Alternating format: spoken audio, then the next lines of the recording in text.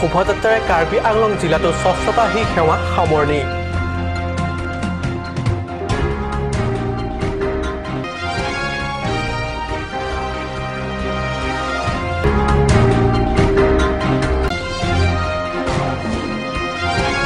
কাৰ্বি আংলং জিলাটো শহীদ কুশল কোঁৱৰ সাৰ্বজনীন বৃদ্ধা পেঞ্চন আঁচনি শুভাৰম্ভ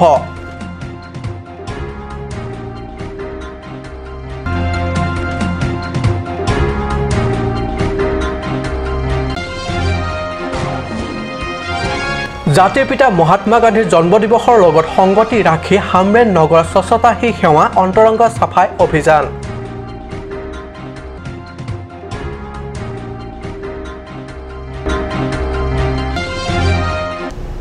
নমস্কাৰ অসমীয়া প্ৰাইম টাইম বাতৰিত মই পৰকজ্যোতি শৰ্মাই স্বাগতম জনাইছো এতিয়া আগবাঢ়িছো প্ৰথমটো বাতৰিলৈ মহামানৱ মহাত্মা গান্ধীৰ 150 সংখ্যক জন্মদিৱসৰ লগত সংগতি ৰাখি ডিফু নগৰটো স্বচ্ছতা হি সেৱা অংশ হিচাপে এক বৰ্ণিল শোভাযাত্ৰা উলিওৱা হয়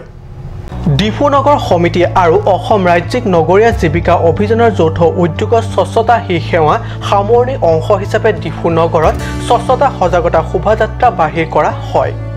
কাৰ্বি আংলং স্বায়ত্তশাসিত পৰিষদৰ কাৰ্যবাহী সদস্য ৰতন তেৰণে শুভাৰম্ভ কৰা শোভাযাত্ৰাত নগৰখনৰ 1005 শতাধিক আত্মসহায়ক গোটৰ হাজাৰ হাজাৰ সদস্যসকলে সক্ৰিয় প্লেকাৰ্ড আৰু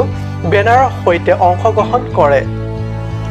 শোভাযাত্ৰাত অন্তঃস্থানীয় ডিফু ক্লাবত এক ৰাজহুৱা সভা অনুষ্ঠিত কৰি পৰকীয়া স্বচ্ছতা হি সেৱা কাৰ্যসূচী অন্ত পৰে অসমৰ বিভিন্ন প্ৰান্তৰ লগতে কাৰ্বি আংলং জিলাতো 2 অক্টোবৰত শহীদ কুশল কোঁৱৰ সাৰ্বজনীন বৃদ্ধা পেঞ্চন আঁচনি শুভাৰম্ভ কৰা হয় মহামানৱ জাতিৰ পিতা মহাত্মা গান্ধীৰ 150 সংখ্যক জন্মদিৱসৰ সৈতে সংগতি ৰাখি 2 অক্টোবৰ তাৰিখে কাৰ্বি আংলং জিলাতো শহীদ কুশল কোঁৱৰ সাৰ্বজনীন বৃদ্ধা পেঞ্চন আঁচনি শুভাৰম্ভ কৰা হয়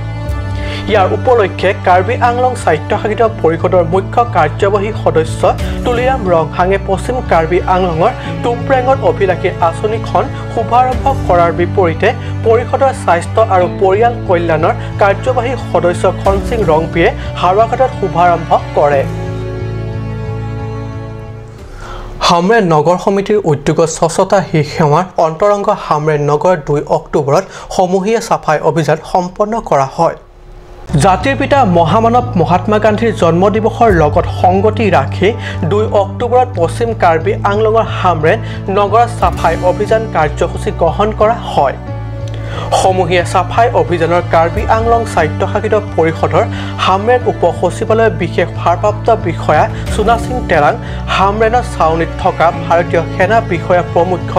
একাংশ হামৰেন নগৰ সমিতিৰ অভিযন্তা কৰ্মচাৰীসকলে অংশগ্ৰহণ কৰে ভাৱৰ আদান প্ৰদানেৰে কাৰ্বি আংলং জিলাতো আন্তৰ্জাতিক জ্যেষ্ঠ নাগৰিক দিৱস উদযাপন কৰা হয়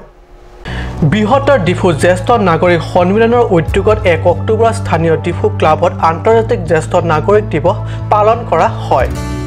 সন্মিলনৰ সভাপতি ডক্টৰ মতিলাল নুনিছাৰ পৌৰোহিত্যত অনুষ্ঠিত এক অন্তৰংগ অনুষ্ঠানত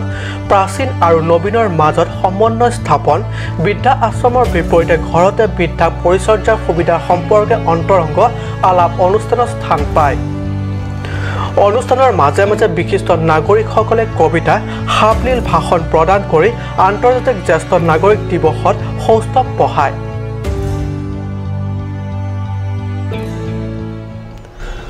আজি অসমীয়া প্ৰাইম টাইম বাতৰি ইমানতে সামৰিছো ধন্যবাদ